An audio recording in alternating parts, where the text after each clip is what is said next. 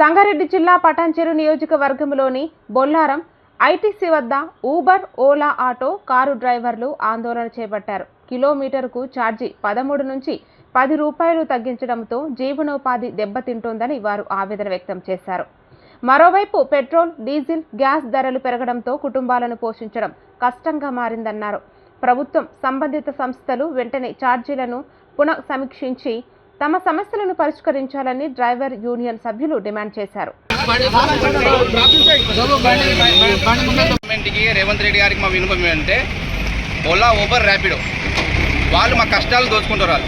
Kilometre 10 రూపాయలు లేకుంటే 15 రూపాయలు, 12 రూపాయలు అదే మా కష్టం దోచుకొని మాకు గత 5 సంవత్సరాలు 10 సంవత్సరాల నుంచి అదే ఇస్తారు రేట్లు. మాకు రేట్లు పెంచమని అడిగితే గవర్నమెంట్ ఒప్పుకోవట్లేదు అంటారు.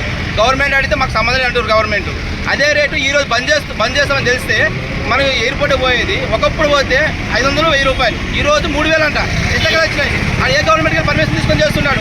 ఏ గవర్నమెంట్ ఇచ్చిందంటే ఈరోజు ఊబర్ అని కానీ, ఊబర్ ర్యాపిడోని కానీ, ఓలాని కానీ ఇట్లా ఎట్లా ఇస్తారు? మనం 3000 ఎట్లా ఇస్తారు అని మాకు ఏంటంటే మాకు ఎట్లా సరే మా బతుకు తెరుగు కోసం మేము నడిపించుకుంటాం కాబట్టి లాంగ్ వచ్చేసి ఓవర్ కానీ ఏదని కానీ 25 రూపాయలు వేయాలి పర్ కిలోమీటర్.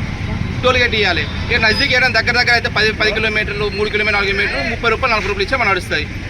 అది మాది గవర్నమెంట్కి రేవంత్ రెడ్డి గారికి విన్నపించేది అదే మా డ్రైవర్ తరపున. ఇంకెవరంటే మాట్లాడండి.